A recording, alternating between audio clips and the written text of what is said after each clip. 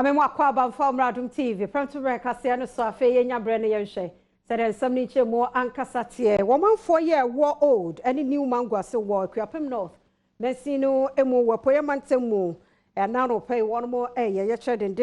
na bie wodi wo manim ye musician ni din di keke fosu. Won botaye nyina ne said wo mo ye no obetwe aban na dwene si so se nkro bi ewo Akuapem North a wo mo kwan no nyamie no mu ni enkoyie nanso nnuane ahodo ne no baye dodo no asa kuro no so ne free ban so kwan ne nyenti e de ko hawo ne atete na ebre won de ekoso Adom TV Kasee edeba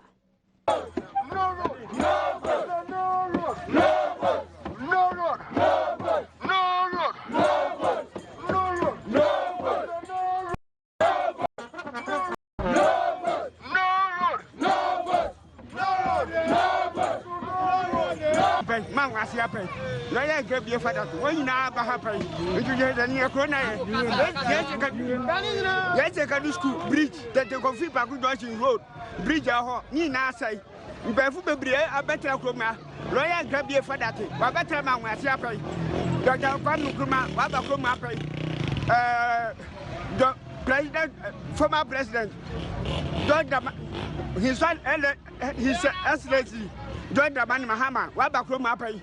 Papa J. Rollins, Wabakro pay. The current president, the Negufadu, Wabakro pay. Motion and Man was in the first time, apart from doing the Goku time. Man was in the first tower, where the castle of Dakradia, man was in the castle, as long as I told the whole Ghana, and to now, man was here. You may be a nuclear man was in Murati, when I Natia Wakina, or be a square, no to guy. Obia you square no to go akamra go kran me do apen gu kroma na di obia so ntel kroma bi ama krona basa di esra banche omo made no maye nkwama esa da fi we ye nto aba na ochina kan me da se ni ba omia me han say no size young kwan we kro wa achepa 1927 and akwan we omo ye da omo body men wase na ofa ye ngabre young kwan nyina say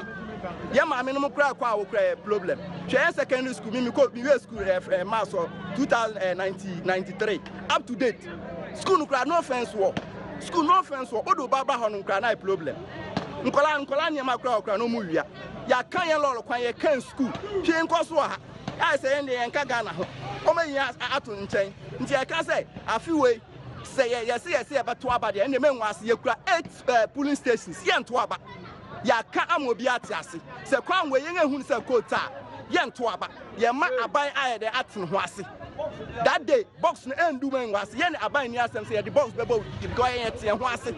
ye be ne se na muhu ni ya but ye nto aba wo be ba no obi aba ni dem a hye se omo declare no omo for se men was nkan wa we are okay because ye ntimi ntrase sa aduma bi ani kroma ye ma men was na efiri adoso e ma adoso aye adoso ene Edia efie nyina ni nyina kwa adoso che market yen esiesi ho kufuo time e na o mesi market way then time o say your friend 640 something billion e na o mesi market e be peme na me no ka say market ni nya adwuma so of no mo sisi en papa Akuapem no enti asemo no yama ne bone kwame anum e wo ho bi ne di nkomo e wo nsem no mo kwame awie wote menka memwa ha sese a demonstration akwakọ wie sei if you have so now demonstration no ego so if you have so any aside from the COVID-19 protocol center of Western Spice no do not no share card no kola any me one in kokran na adwane demonstration ya omo demand say enim ya no aban infection omo kwan no mamo na inside the MP ya what area han so be do and oko baby dem manya na ntia me bisa no response and the issue me that see Old and New Mangoase resident omo demonstration mo ye Other who be then what able to do here. Okay, madam, I na masa so de chia eye wati fo nyina. Akaka mechanic say eye be na otwimu ani. Ene ye nyanti e say Mangoase fo mbebunu. E kan say on be say omoba street. Na on be demonstration e de kire aban say omu hia kwan no. Enu kwani ye te ye no ya ntna so tan say na be ye bosome ene na otwi achi no. Eye omampanyi na na Akufo-Addo esuma Minister of Roads and Transport ene ye MP Nana Amadukwa Etiama Eti. Emma Omobaye, Ebeshe Mangoase Road. And Prime Minister Nakasa Bedu Hano, or no Aji to Quino and said that and your papa. And you see, one award contract, the amount contract of your friend for day construction limited. The contract on our site all year. In the end, one say, and then Bebruna Basti to a cancer final engine in normal year demonstration. It's the Arishim Kakam in the one say, it's not say Yabai way no own track continue. Omunya GD say a idea a final at your mom. Almost in Nan say, good one, Yasham by you so. But then I said, Nanama Dukua, a Jamaica, a year empty. Any minister about Queen Swababeshe, now on my penny, Nana, a Kupado, Eltona Nusia Cate. I see a year of growth. No, you are ashamed. Said your man was the final. You be Yamomo. Now Yamomo, now King Sia, then our King Sia, you say, almost Shana the final. Said you said that I know, yet they are. And then now, on a bigger demonstration than this. But until that, I want to assure them that we are on ground. The work is ongoing. And they shouldn't be discouraged. They shouldn't think, you better be here to say, we are going to do it. We are determined that by 6 weeks' time, on the final, it is better and ever better than say your Omu. Kwame. Kwame. Aha, na MC ni ene kasayana. MC for Akuapem North. Very much we are support. Asiedu labi. Okay, yada say yem fancy ha na nwumre. De ubenya nyina na afa odi abane ato aso. Yada se papa. Yen say training Kwame num na de ekoso ewo Akuapem North. New ne Old Mangoase for demonstration akeke for studio anim no. And I would say ye beto Premotobre Kasee no so. Na ye de akoye nsam foforo mo na adwadifo Waterma committee 9 edwanim ene ne won so atwimumume atia mpanifo ya ewo mansi no emu enyina ne sempanifo de abeto anim se manim ya no won so sa won hu free dwanim na wo mo ba be ye nsiesie ewo ho adwadifo no se nye siesie no mbe ye ne ha wo mo mum emre na ye de ma wo no nyame anim ni esuanti ahoboa no kora nyu emudie Adom Kasee ko ho eto so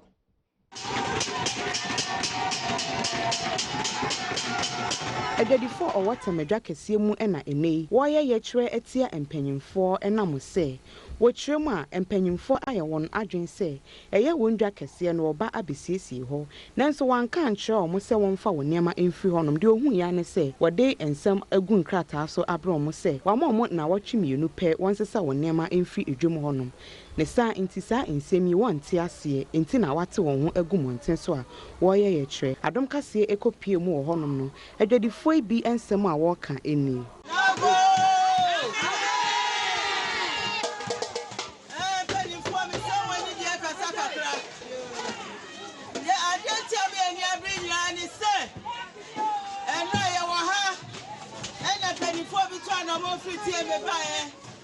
So my 2 weeks.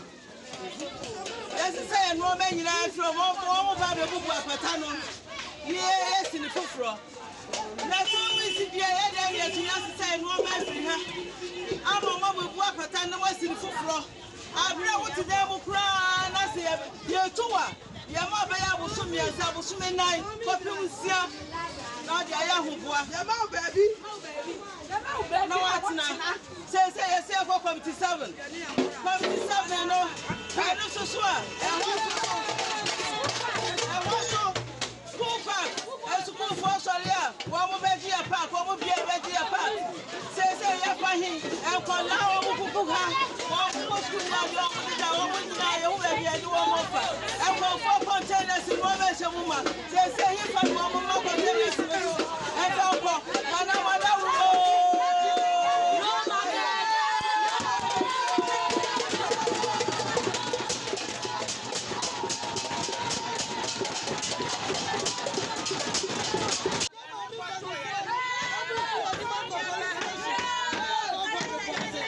Bra Facebook /Adom TV like it. Na fe o comment say na wo so a wo share se be yan sampa na edi gu ha mo twere ho nsam no bi a o follow won so e be hunu ye beto Kasee no so mfifi mantemo pani o share school feed no eso ye coordinator Mama Agnes Owusu e de atudwa se public and private schools ahodo be 66,875 and a 150 mantemo a free nura e de kosi 18 September ban ma kwan see ma wo mu nuane junior high school for a final year student dem mo nuane no wo mo ebenya bi ewo mo eno no Adom Kasee eye kafu justice ko ho ne di nkomo hwe se de nnura no esiko ye ene na akadi ani mo nso se de ebeko Se uko mfimfim mantama opanyin a oda school feeding program no ano ewo honom Agnes Owusu ede atuja se eye esukufo empemadusiansia aha nwotwe ene aduosunnum ene ye school feeding program a aban ahye se wona wowo JHS no wode ebema omo no obenya eso emfaso wode sa ensem yituja ebra Adom Kasee ede aprobo no ekodu suku ahodomu ewo mfimfim mantamu ehwe se aban hyehye ya wose wode agu akwamu se esukufo a JHS obemomu ewia aduane edi no eyampasa sa adwumadi ahyase ana public school no na private no mekani na abom ti mekani na abom no oye 66,875 teachers in eka okay ma so my regional coordinator ma so mko district school bi anare bibi schools by 10 anare so mko hwe the baby amko nezi problem bi ayi ho teachers no wo problem kakra bi no was mam de man to how we mle attend this the chwe ba ye pi na maka chire wo wanted them one student ya wo paper na nti kono wa fanse adakam na we wo so je the manpanyin we tum na wa the mother what them no bin sida na suku andin ene St. Lawrence Catholic Basic A and B a ewo Cape Coast etifi abato mpese so Adom Kasee ede aprobo no ekoduru honom no bapen na wo hwese aduane noan ene na chechire nyina ekoso no Dr. Setuagbe ede ensem ato Adom Kasee enim from tomorrow going the CC as ma stock mo into from tomorrow going or oboko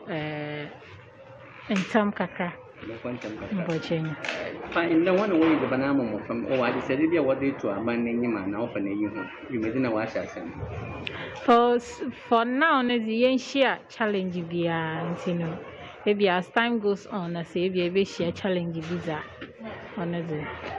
esukufo ebia aduane watimi enya biadie enso ede wani gisem ato Adom Kasee enemu se enhyehyɛ a aban ede agu akwanmu ne de eya de a wani agye ho pa sometimes ebi mu face one banti aya wo brands always be ebi so what na school did the opponents wa kote is banezi the only day I know how I did Bachina. Na omanpanyi kada nde wo mo hone di ban what the man announcement not today the mo na today Kachani enu aje wani ntina na wenyu aje osande enkofu bebre na komezon into 1 year's money is na isi anso why is money free am hen into onenyu aje pa no em de pa wani ntina na wenyu aje you say oh na like mo ma additional kodu maybe am kodu kan mo sa wenyu aje na wanya nkokɔ no nso wo sa ba sam na woka okay ne why are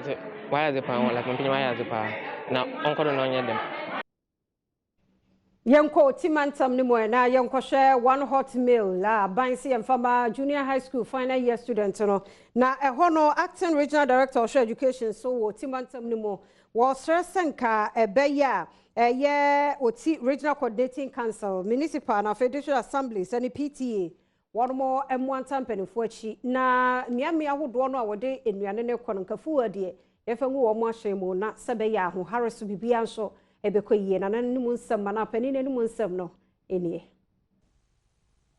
sede aban enhyehyɛ a wɔse ɛyɛ esukufo a wɔwɔ JHS no awie aduane nyina wafa ɛho kante no Adom Kasee ede aprobo no ekoduru otimantamu ɛyɛ director of education a ɔwɔ honom ede adesrede ato aban na musifo district assemblies ene PTA fo nyina enemu sɛ aban hyehyɛ yi a wɔpɛ esukufo a wɔ JHS enya aduane edi awie bia no ɔmo nyina emfa wɔn ho enhyem sɛde ɛbɛyɛ a saa enhyehyɛ yi ebedi mu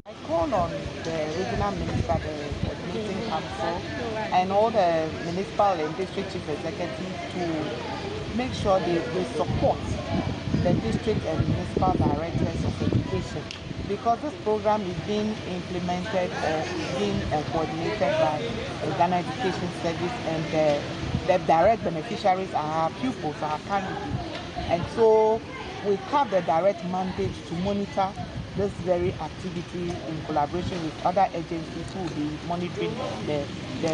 intervention. mantam ne so afo na na kwasi owusu ye boa akai awofo se de aban impo adwene won ma ho no wo mu ema won ma enso edaache enye won da we did this year cash year here the program ye be natural it's about natural yes is high ni skakra kita ni skakra now so man set was 26 can because some past one the best thing yes 80 and kwala no one more than one more than na one cross na one pass over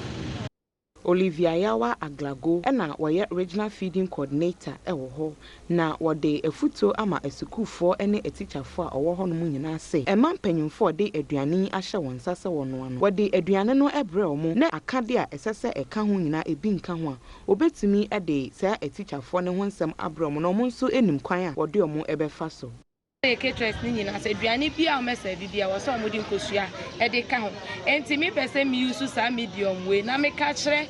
oti manfo nyina ye school nkola ni nyina se aduane bi ba omo table so na nkosua ni so a quickly omo draw my attention ye be take sa caterer no ato nchen ni afa fofora oye ready a oni ye be ye adwuma wo hyehyɛ pepepe a ye pe so but when nyina make us so say school feeding we are ready to deliver and we are going to do perfect job for these 21 days. Thank you.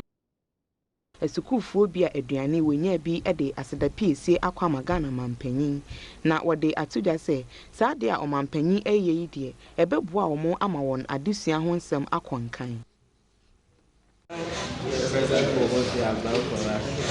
What is it? I've never seen it before. So I thank them. What they did for us. We steady war and pass the exam. Thanks them.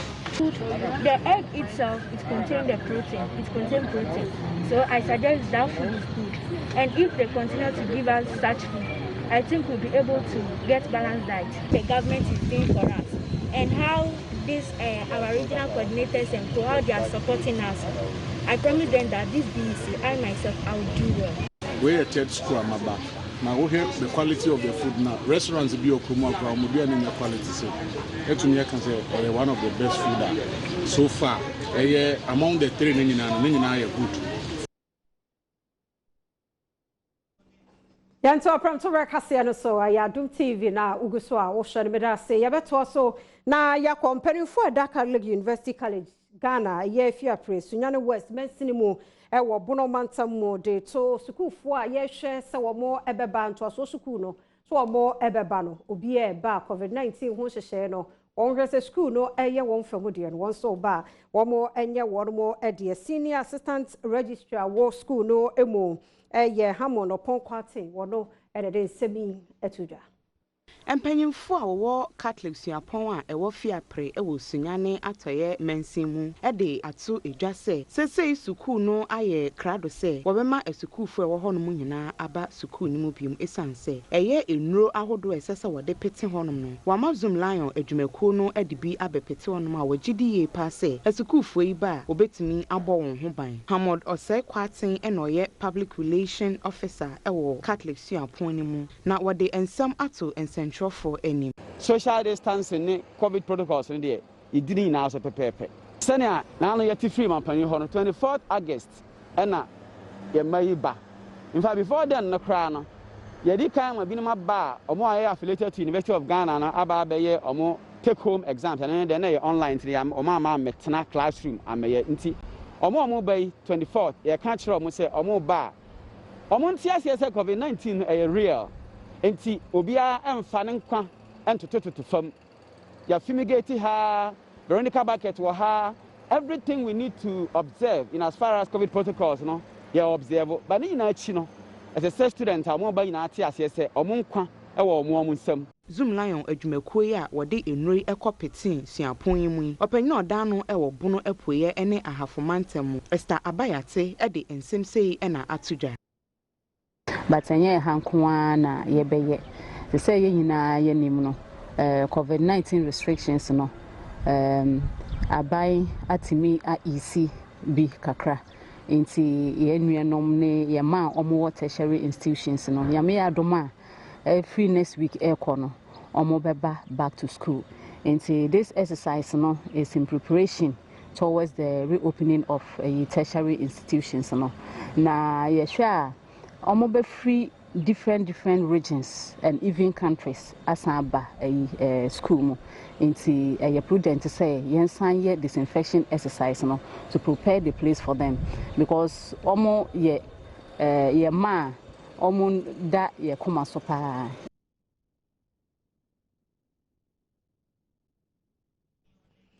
Na mwakwa abadedu so no ye kokromoti power ha ye wo lesson headquarters abato ho nsembia no wo de kante ewa hanti ye hyase dia na NDC amanyokuo no nkrabata wa asante mantemu ya asawase abato mpesua so wo makire abramo wanya mfie aduasansia se wo hu no voter ID card and wakwajeje free o manfo wa score mampon ene ne mpotemu ye ha ye ni voter ID cards be 300 and waje ehyehyehye no ho a askwari mampo aposifo ache no Irasu Sasari donko yenua wono ewa Love FM woni Augustus Nana Kwesi Andrews ya we NDC regional chair edinkomoy.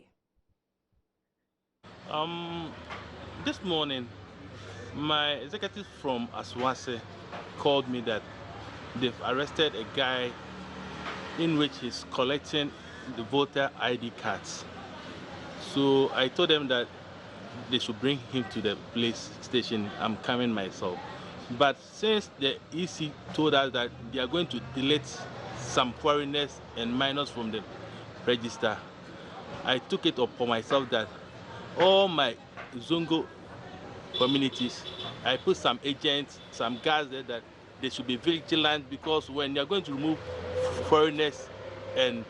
minors, maybe some minors from the register, the names are from Zongos and the Tertiary. So I was working on that area that they should be very vigilant so that if they see somebody doing something that is above the law or taking ID cards from people, because I know that it's going to happen. And God willing, we've arrested one of them. So I'm going to tell the police that this issue, I'm going to follow it to the last battle because nobody can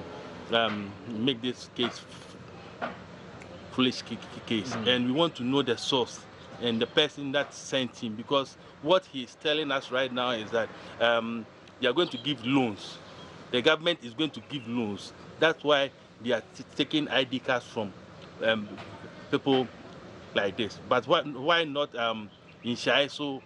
Bantima, but in Asawase? So this issue, we are going to take it to the highest level. What do you suspect as a party? Because what the EC said, that they are going to take foreigners out of the register. And everybody knows that foreigners comes with votarians and notness.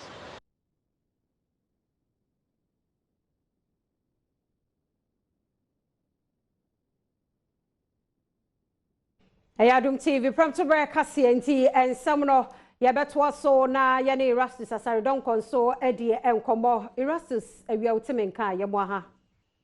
Mejoso miniaba yada se papa pasese mampo askware mampo posifo abrantie na kosi sei abrantie na mra mi free ho be se donhwe ba ko atwam na odaso self posifo eye ehun hwehwemu oma atwe na no asem ne ba a wadi mfie dunum oyoba ono na papa ekirimu a wama no etwetwe edin no nto oje ID card na wama ne baba no atwe odin agu bukum ono so prosifo esa so no mu a ono so omo twe na no asem enti prosifo kire se omo ye omhwehwemu wi a na ombetimi a kire se anyibia de kwadu ben ne baba no anase wati abara bi anase tesen na me kodja ne cells nanim ho no na me ne no twetwe nkomo kakra me kusebusa ne nsem na ni awo ka se me ne se ono de enye amanyoku bia na ehye na tia na ehye ne kutupa ama ne ye ni awo ye no nemum ono watiku a eye maku na ojeje o my ID card na watwetwe o mudin egu ho se na ebe ya aban ekiche loan bia na chese ono so o decide din ne ko ama omonya sa loan ni bi eno ntina ojeje ID card no na mebusa ne se na nyi bia ID card na ne twetwe mu din ni ofune gu bukum na form ID card mom di ndi na woje ID card no waboaboa no ama na dru versus 300 wachichire wo polythene bag mo de yeden eno de wan hyeda nya anu yi papa bia ma no senka mrepam no Oma de Ebemom, Nemum, Adom Bonibia, and Tertiary. Now, so NDC for the Omogen say, MPP for the Shetira, almost so Kutupa, Amoye, Niamoye. Is it Russell's over ID cards now? A voter ID cards, Papa Biana Osha, fake ones, Binemu. Your voter ID cards, the Nancy register and Papa and Casadi, original Ewum, and your voter ID cards, no, so register now, you register with slip kit to BCDA ID card Nera, Fabra Nebeji ID card for. And also then the dorsal part is a laminate and no a Kahwa Bibriti, your ID cards and Casa original ones womb, any kit ID cards, no, and also Bibri account. Enti nebana ya che no ono so sabro wa posifo no nsem ye free hono no o Akuapem posifo nsem a ono so o mo chese emremu na wo so mo frɛ ne maame ema ne maame ebetena mu ansa ne ahwere na no asɛm ti me banana maame ete hɔ a posifo ehwere sa abaya no so ano asɛm irasisi da se papa se wo watchre mo nwumra me gidi se bedu hɔ de ne yehunu de ekoso ewo ho eye Premotobre Kasee ena uguso a wo hwe wa Adom TV eso yenko damte tobia ho no so ewo trotro ni mu de yenuanu mu a eti ahye mu so wo hwe live on Facebook de wo mate ensem no de aka no wo de maye damte awia wuti yenka ye mo ha Medase edaso eba be piemu ewo tudu Adom Trotro so awari tia say Adom Trotro de yesi otumi wura be bia na me no kase eba be piemu wo eye tudu market uba ha che say kofo biemu hoga a omutie na esoni eso kache me sebre no ensam ne aboboso ewo TV so eye efiamankwa edi breye na ye wo ha no kofo so tie bebre ye sebre no yenko na omo ha no so omuntumi enkyere omadwe emfa ensam a yabobo afa ho no ewo Adom Trotro so opanyi me makwa ba Adom TV so ye fra say ensam na wate de na beso kyere wadwe efa ho ampache wo fama fa da great na de me Premotobre madwe wo ho ye Asawase ne da Peace Council na wo kɔ akasan no wo kɔ no yɛte the parties ni bi san other parties no o man san ye besra ho a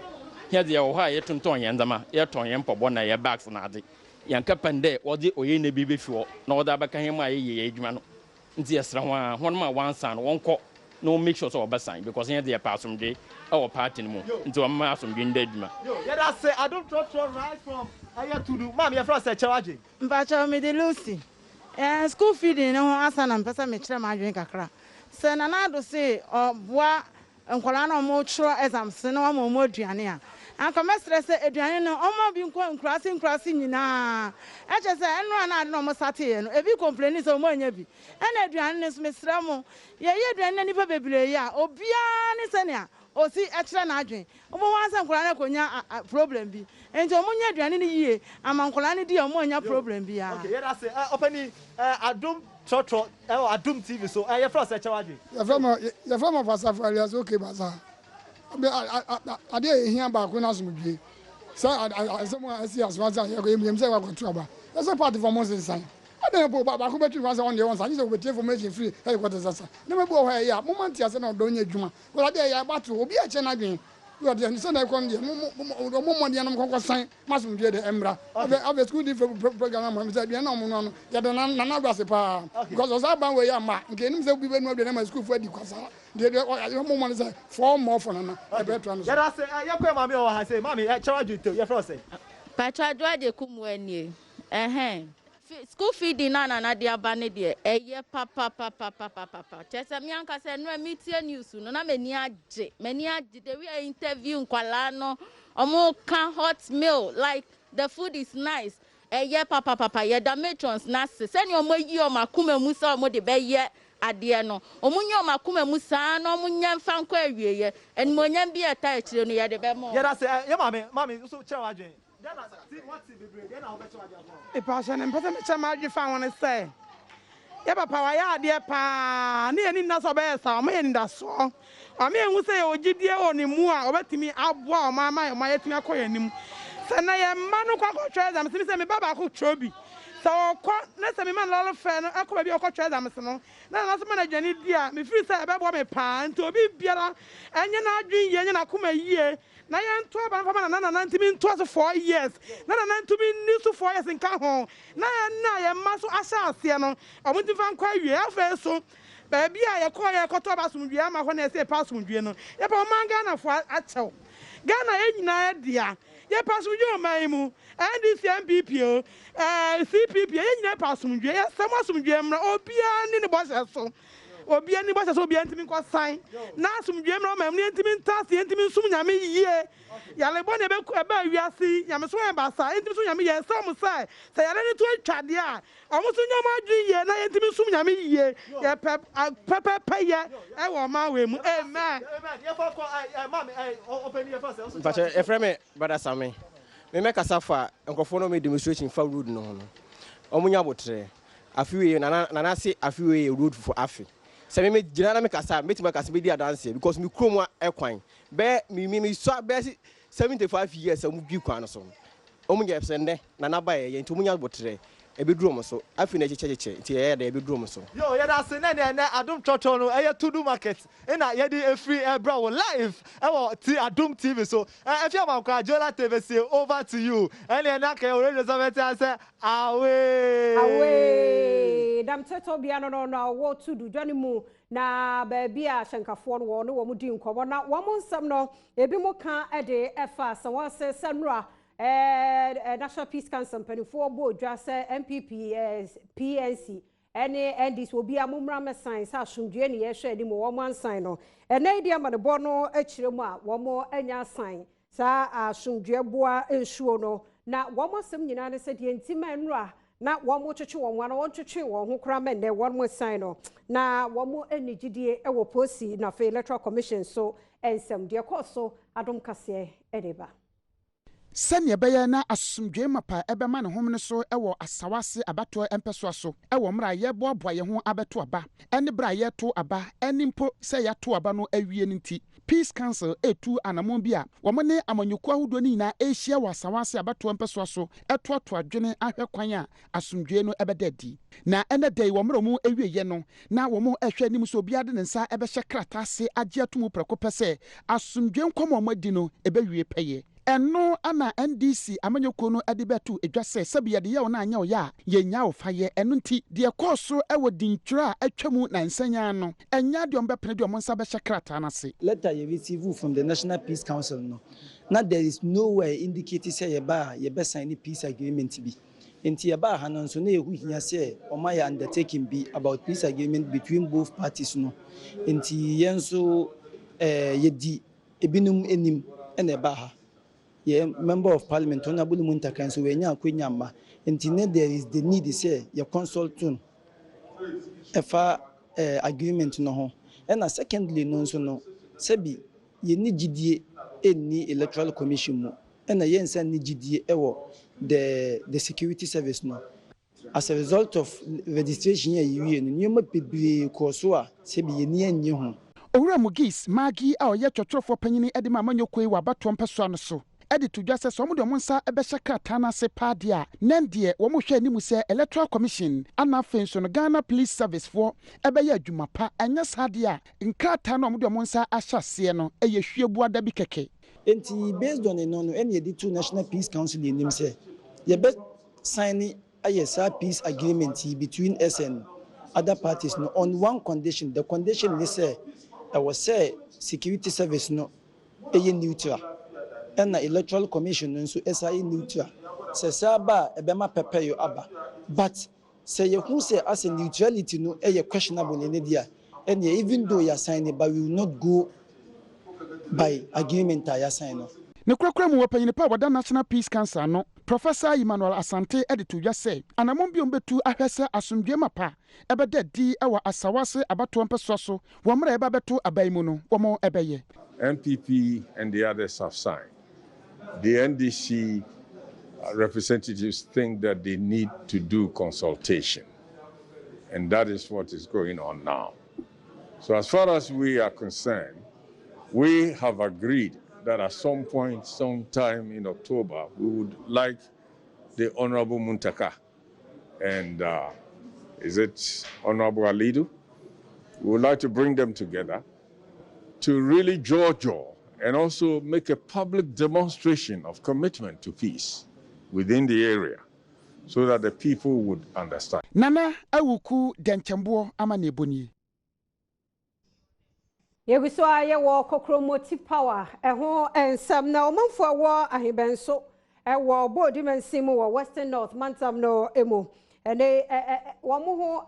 wo mate shock tesensem bi wo mu wanwafi se na anu ya na town hall meetings ye koso yi mampani abede e chedi koto odwa e chire niema ahodo ye nkronkro ahodo mu ne ekobo wo mu din se ya ye 10-seater WC wo community no mu wo mu achini kuro no mu nyinala safe na ebeba de omunim omunhunu wo baabi enti onhunu baabi a mampani abede e chire kohun sansem we a okae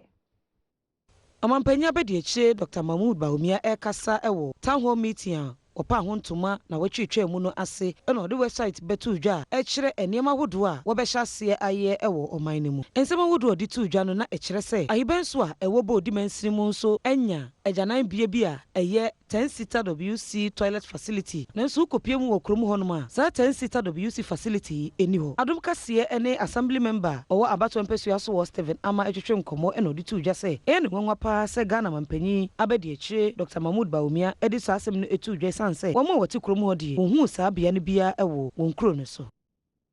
si 10 WC WC toilet 10 seat ewo ahibinso menso ni kuranim na me assembly member ewo ha intimate sa information no me bomodna ekima ekọ former assemblyman no ano wo ano wo de ho report me di obey handover ma me but sa handover no koye no sa no ma no Ghana first ayi no enimu nso mi hu ba bi a yesi sa da na da se so makoti ni wo follow wo dia assemblyman me te anu minim ma chima elia ha nyina ma bisa mi hu ba bi a sa nyoma no a se project no omo kan no okay me te sa asem no me free say me ne na me kobo na nanom amane me frɛ na nanom ebo mo amane say asem sei na ma te free vice president ano amomo so ye ne say ne kura no mo so hu bibia wo ha nti ye nyina nwanwa nti omo ye nse anka me ko DC ho na mko bisa ba bia ye tu sa Enwechi enotufu hine edema hibenso na kwesi bedu atotosere omampanyi se ebeyanka sa dan ya woso wasi omo anan no mehwe se watimi asiye esan se eyedan bia se de wosi kano no enya sa na etie okoso akire mu se ene wonwa pa se wode atodwa se sa dan no wasi awie wabra edan no wonwie mu ohamu chichemu adua sampo ese e oha behuna we kre ena bibisa ba beye e ba benti ye dedicate ho na mokra ko DC hopen ana ese nanka ho bogu so mba be bat yeah ma enti eno chi yete say omo commissions omo be commissions say ni kura in fact na ya dia na nwanwa tima kan say sa ayi no omo say omo ayu am be commission say bibi yete sa vice president kan ni kuro bi enti omo modern say ni mi ya omo mra na say omo betum pani fro kura fro kum tu omo me hwe ala say ade no no kura say omo aye na omo yo omo ngasa mo bom nwanwa sa ade no a vice president I declare say omo aye but omunye nti kroma akro in fact ade a eho bia nti ebeyanka omuntumpa ni fonfini ho akora mo na mehwe ne krakra ena aban na mu senior wo bodi mansini mu Ignatius Akwasi Amankwa a wosaye MPP amanyoko ni nipa wo gina mu semrahye bedwani ede ama mansini no ede tu dwa se ehun hia se wo begina sa asem we so ede atu dwa se aban na nyene adwuma yie wo kire mu a assembly no ewo nkrata e kire se wo hya ase esi sa agyanan bia no denso contractor wo de contract ginama no ena enhyeda nyene adwuma yie aban no se project awayen e wo baba tu dwa ma obi ehun ebia project yoha ena baako pe ena bia mfomso kwan so kodi beebi a ye mfrɛ ne sɛ aban no sabi otwa ntro na ompese obeka no kre that's one thing enti eye insignificance na broni beka no sɛ niema be oha ana be adunum na yeyi a kyerɛ ena baako nye sɛ bia eni hɔ ekuro no din na asesa na ɔyɛ nhwehwɛmu ye won kro bebre odwa aboso a ye wɔ ahidam saa din no kura sa ahidam no sa AHI no kura betime de bibi foforo bi aba en ankoye se wasa na ankoye se bi afante akoye dwaboso ne bodi eben sa de no betime asi woyɛ no firi hɔ nom a ahibe so no in 2018 yes be start manama wo mu ye baabi miensa na yeyi amoya na yeyi afere na yeyi ahibe so contractor no buy no waya amoya de no e de cement cast soil no kama o ma biem afi na ye twen so beba sa na afere nso waye no saa ahibe nso so akotwa nsuo no a ye twen se obeba inside no won krata mu say ahibe nso se contractor no ba ye benya saa facility no de ama wo mu nti ewo assembly krata mu a ye ho adwuma ti nya de se eni ho ewo ho a ye ho adwuma na me kura me call say me de me phone ni de ekọ eye project me am ye no project a enu 50% from man fa nka ho mo project ahodo be bre ya bi 30 35 40 man fa nka ho.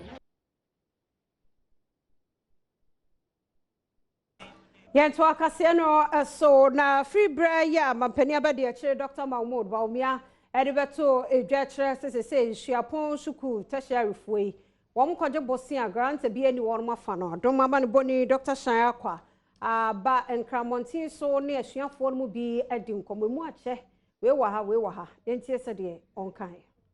na otwe wieye MPP aban ene Alhaji Dr. Baumia edibeto dwa se kane wo asuani a wo asuapon mu ukodi loan na ye guarantor wo hia no enei omo be yi efi ho na eno na yesi ye ba ne ane esuafo mo esuampo ahoro mu e wo Ghana ha ebedi nkomo ahwe se aso asemi ya asempa ana asete san kame ho ne ane esuafo yi entwe nkomo ne nhwe se asemi ebeboa esuafo mo wo esuampo mu ana ye nko ne ane bi nkodi nkomo students loan na ye ka se yi guarantors every me de many on minor and in for nyadwene because you share requirements of granting a loan to someone. Definitely getting a guarantor no a formal part and a loan a day a student on function no obeji and it's obeji na se unhia ne guarantor na se uwie no entimi entua loan na why na akwaje afi no just on minor boka ye we still on minor sika no enti se ye si ye guarantors every ma me de me ne wo nyadwen enti msusu se ye mfa guarantors in shem ne ye san stress ana ye dipi on guarantors no na MY se ne be ya o man si kan ye ntungu. Oh, it's a very good point. Is it nanado aban no ebae no niama o moya no ye niama ebeboa youth no. You see, the future belongs to the youth, but it belongs to the youth who are prepared. Enti nanado o hwa se obeboa ma youth na prepare enti na ma student loan no or they ba na we guarantors na free. In fact, yeah, free teaching no yebra ansa ye nya because to get a guarantor is not an easy thing. Enti omu yi free hwa ebeboa pa. Enti I think say nanado dey or deserve one term. Without a guarantor, I don't think you'll be able to get a loan, and you actually need a guarantor to assure the bank or whoever you're going for the loan from that okay, this person is going to bring it. Because if you are coming for a loan from me and I'm not sure that okay, this person, even if this person doesn't bring the loan, who am I going to ask? But if you bring someone, at least if you don't bring, I know who to ask or something. A bit my boy students say sisi I'm use Ghana card no, but like say like a bit me use national IDs no, so to say voters ID and I say maybe birth certificate to identify say yeah we Ghanaian. And so with my follow no fine, but using Ghana card no penny there be and there ebe boa mumba just using one